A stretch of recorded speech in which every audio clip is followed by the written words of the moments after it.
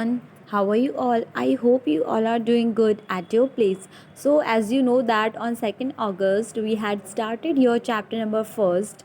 Okay, so let's continue this chapter.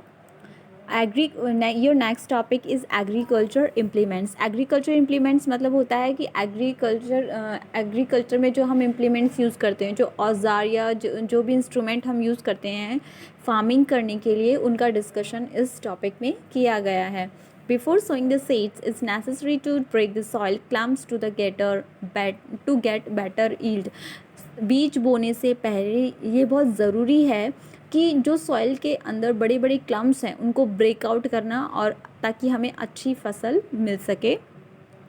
This is done with the help of various tools. और ये जो है मतलब जो क्लम्प्स को तोड़ने का काम है, ये बहुत सारे इंस्ट्रूमेंट को यूज़ करके किया जाता है.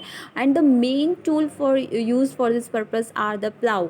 ठीक है, प्लाउ, हो एंड कल्टिवेटर जो मेन जो होते हैं वो इन्हीं का यूज़ करते हैं. ठीक है, first plough. This is being use since Asian time for the tilling the soil.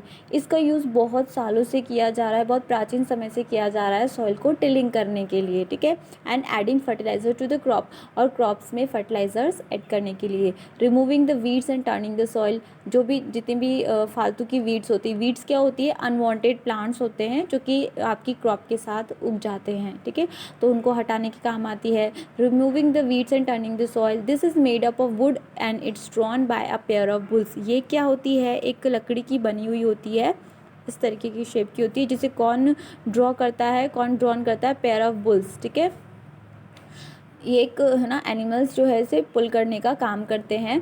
It contains a strong triangular iron strip. इसमें एक बहुत ज़्यादा स्ट्रॉन्ग आयरन स्ट्रिप होती है जो कि क्या काम करती है, the iron strip and called ploughshare, जिसे हम प्लाउशेयर बोलते हैं. The main part of the plough is a long log of wood which is called a plough shaft. जो इसका मेन पार्ट होता है वो क्या होता है, जो सबसे बड़ी लंबी वाली जो ये वुड होती है, ये सबसे उसका लॉन्ग पार्ट होता है. लाइक ये वाला जो पार्ट होता है, ये क्या होता है, उसका सबसे लंबा पार्ट होता है प्लाउ का. ठीक है, okay. The other hand there is an handle at the one end और एंड ऑफ शाफ्ट. कि शाफ्ट के एक एंड पे क्या होता है, हैंडल होता है. The other end is attach to a beam which is placed on the bull necks. One pair of bull and the man can easily operate the plough. देखो, या तो वन पेयर ऑफ बुल या फिर man खुद भी easily इसको क्या कर सकते हैं, ड्रॉन कर सकते हैं.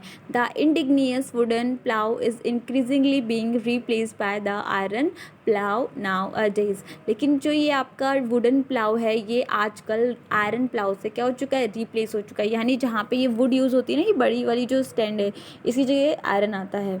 ओके, हो क्या होता है, it is a simple tool which is use for removing weeds and losing the soil. वो एक इम्प्लीमेंट्स होता है जिसका यूज़ हम जनरली जो वीड्स होती है, यानी प्लांट के जो आपकी क्रॉप होती है, मान लीजिए वीट की क्रॉप है, तो उसके साथ जो फालतू के प्लांट्स उग जाते हैं उनको हटाने के लिए इसका यूज़ किया जाता है. It has a long rod of would और आयरन. ये भी एक आयरन और वुड से बनी हुई एक लंबी रॉड होती है. A strong broad and band plate of the iron fix to the one of its end. इसके एक प्लेट पर एक बहुत चौड़ा एक स्ट्रॉन्ग बंधी हुई प्लेट होती है, आयरन फिक्स होता है इसके एक एंड पर. And it works like a blade. ये किसकी तरह काम करता है, एक ब्लेड की तरह काम करता है. देखो जैसे आपको इसमें भी दिखाया हुआ है. ठीक है, it is pulled by the animals. इसको कौन पुल करता है, एनिमल्स पुल करते हैं. नेक्स्ट आता है कल्टीवेटर. कल्टीवेटर क्या होता है, now a days plugging is done by tractor driven cultivator. आजकल जो प्लगिंग होती है बेसिकली वो जिसमें ट्रैक्टर में बैठ के लाइक होती है. ठीक है, the use of cultivator save the labour and time. और देखो क्या होता है कि आपका जो कल्टीवेटर होता है, एक तो वो लेबर को बचाता है प्लस एक टाइम को भी बचाता है.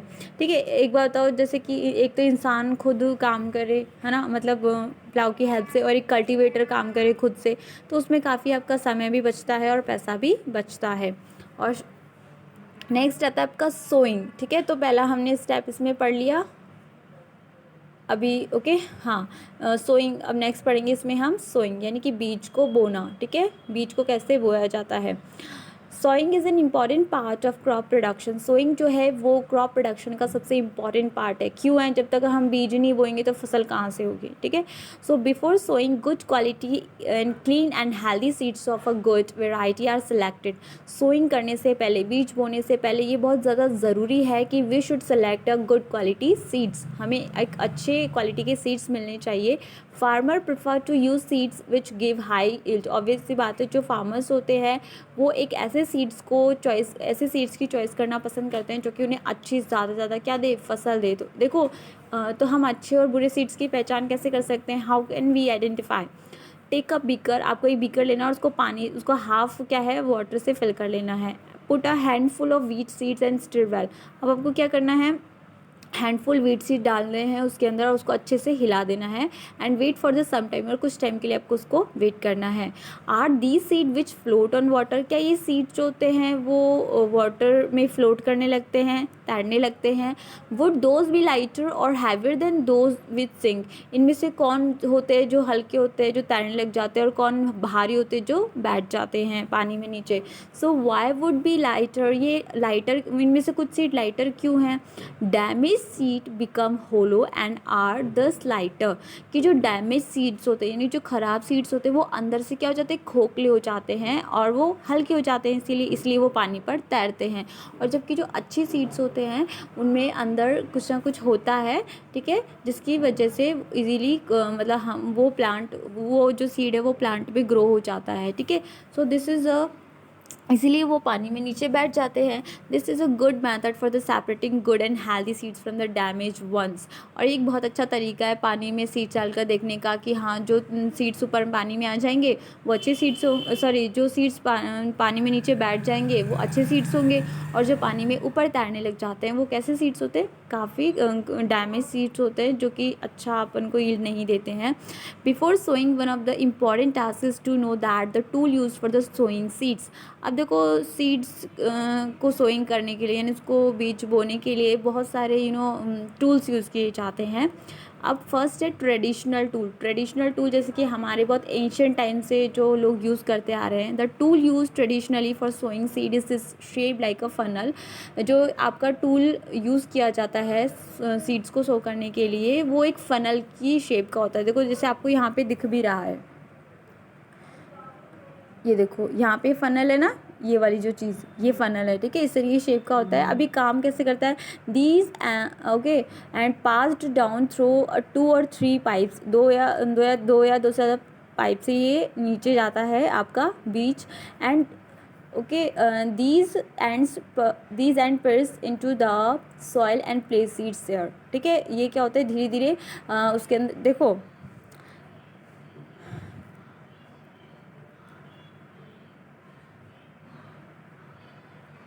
यहाँ पे देखो ये जो फनल शेप का होता है ना, इसमें से सीड डाला जाता है धीरे धीरे, और जो पाइप होता है ये पाइप के थ्रू जो है ये मिट्टी के अंदर सीड्स धीरे धीरे क्या होता है, गिरता हुआ चला जाता है, ठीक है। ऐसे होता है ना इसका यूज़, तो ठीक है। तो ये ट्रेडिशनल मेथड हो गया। अब नेक्स्ट है कि लेकिन और नेक्स्ट आता है सीड ड्रिल, है ना। ये क्या होता है, सीड ड्रिल। तो seed drill nowadays the seed drill is use for the sowing with the help of tractors. आजकल क्या है, सीड ड्रिल का यूज़ करने लगे हैं लोग।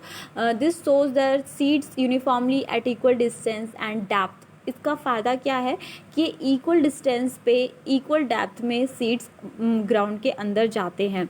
And it ensures that seeds get covered by the soil after sowing. और ये इस बात की श्योरिटी भी होती है कि जब आपके बीज बो दिए जाते हैं तो उसके ऊपर क्या कर दी जाती है, मिट्टी मतलब चली जाती है। अगर उस पर मिट्टी नहीं होगी तो उस बीज को कोई भी बर्ड या फिर कुछ भी आके उसको खा सकता है, या फिर मतलब किसी भी तरीके से वो सनलाइट की प्रेजेंस में डैमेज हो सकता है, ठीक है। तो इससे बचाने के लिए जो सीड ड्रिल है उसका यूज़ किया जाता है ना।